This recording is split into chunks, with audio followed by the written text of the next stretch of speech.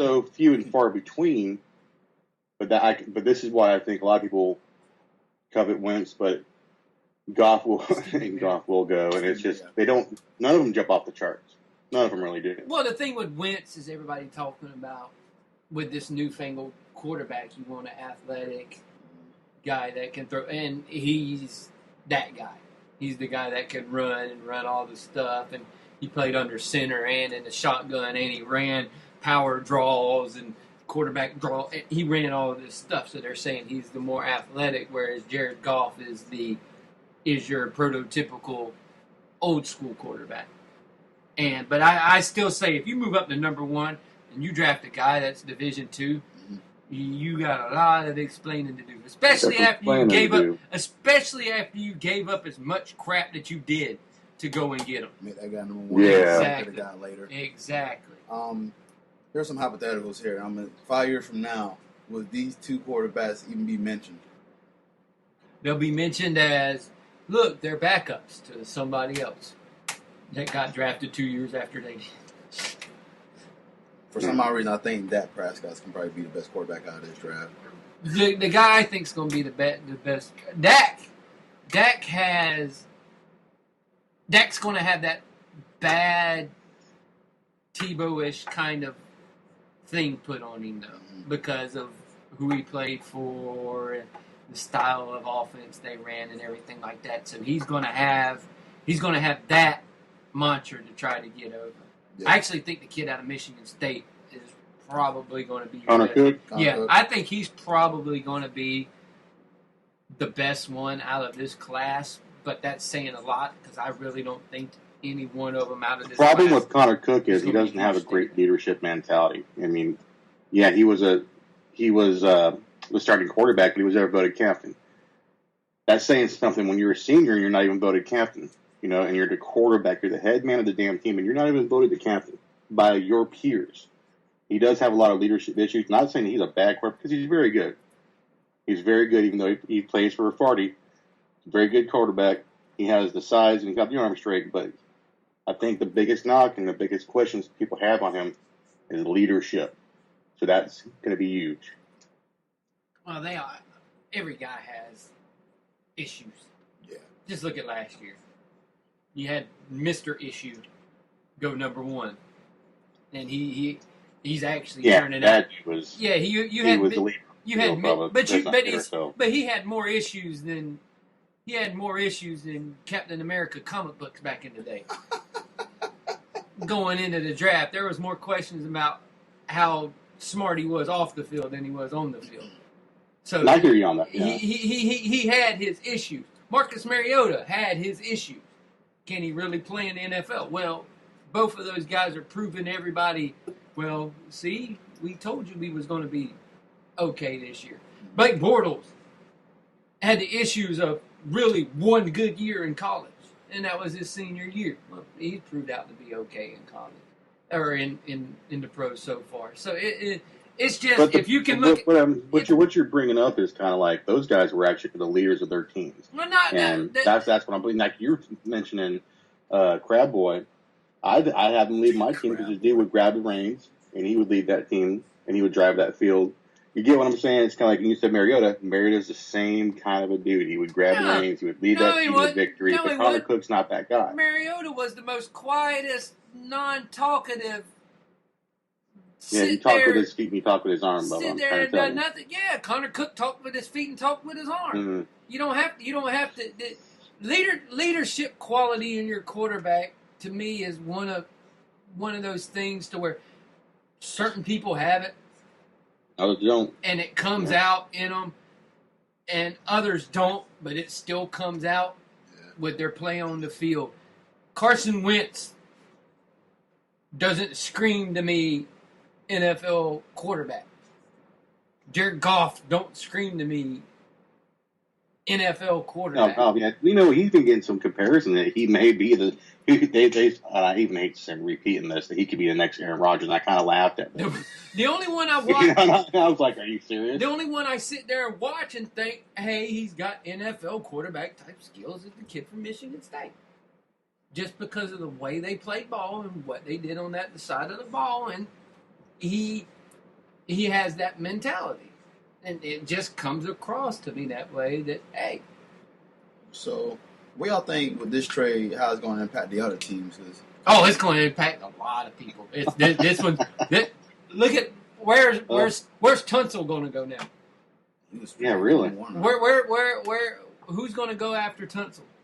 Yeah, if it wasn't Tunsil, the surefire number one, I think that was going to be selected in the trade. And then everybody's like, some bitch, we got to redo. Yeah. Everybody's like, I think the best part where Tunsil should go is San Diego. You know what? I think what it affects next. Let me tell you, it affects the next couple of teams because I think it's it sets up perfect for the next 4 teams that are going to be picking next. So what's to say that the next team doesn't pick a quarterback, which I don't think they will. But man, let me tell you, I think it gives the Jags a better option. I still think who's going to be on the plate. I still think Cleveland may go quarterback. I still have that one of those in me that's going to go. They signed Robert Griffin III. That's right. Yes, you know what? I could see him draft another quarterback just as insurance. Yeah. Would you stop playing random videos? Go ahead, Steve. Gee, mother of goodness. Yeah, I think he's going to change the landscape of the draft. Yeah, I think they could draft another quarterback. I mean, just as insurance, just in case Griffin goes down again, or it goes, does it pan out, or look, if 2 Thursdays from now, it goes quarterback, Tunsil. You'll see me sitting there going, let's get Jack. I'll be like, dude. Because legit, Dallas will probably take Ramsey. And then that leaves Jeremy I Suck Bosa, or Joey I Suck Bosa, and Miles Jack there for the Jaguars. Bosa, to me, Bosa is the most overrated player in this whole stinking draft. To me, he's the most. I watch one game closely against talent that's going to be in the NFL in the offensive tackle for Michigan State. He owned Joey Bosa. Like, he put his hand on his head, owned Joey Bosa. Yeah, you want me to look at games he had against peon teams at the beginning of the year and be like, he had 4 sacks. Yes, because he was playing a guy that was 6'3", 179 pounds. Because they were playing for like Liberty or some shit like that. You can't judge what he does against NFL talent and then tell me if he's going to be good. Because last 2 games of the year, he really did struggle. That dude against elite talent against Michigan State and Michigan. That dude from Michigan against their left tackle for Michigan State and the left tackle for Michigan, they both kind of had their. Bosa did some good things, but he didn't dominate, and that's one thing you really got to look at. That guy from Michigan State wore him out, him out. Yeah, Jack. Yeah, he wore him out, and I'm like, really? This is the guy everybody's screaming about? Yeah. What? Nah, not impressed with him. No, at all whatsoever. Nada, zip, zero, bupkis. All right, we'll talk about your boy Miles Jack, because, of course, he's considered to be a top 5 pick, and teams are still worried about that meniscus tear that he had, and your opinion on that, and your thoughts, because still the combine, he still performed pretty well, 80%. It's called smoke screens. People throw out a lot of stuff to get people disinterested in a lot of things, hoping that the guy falls down to them so they can draft him. And that's what it is. It's smoke screens. Just like a lot of people saying, there's a guy that he failed a drug test at the combine. So people are still going to pick him if he's any good. And when you don't pick him, and then the people that pick him and he goes on for a 10-year career, and you're like, oh, son of a bitch. It's smoke screens, man. People throw them out there all the time saying, we're not interested, we're not interested, we're not interested. And the ones that say we're not interested are usually the ones that pick them. Mm-hmm. It's just a smoke screen. I'm not worried. I'm not too worried about it. Your thoughts on that, Steve?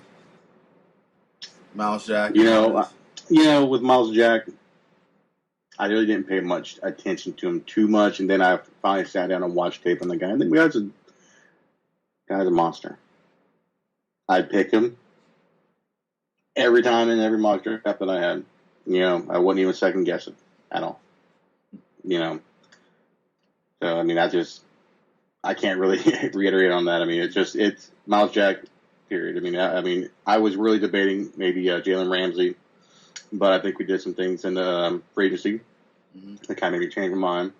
If Jalen Ramsey is there, if Jalen Ramsey is there,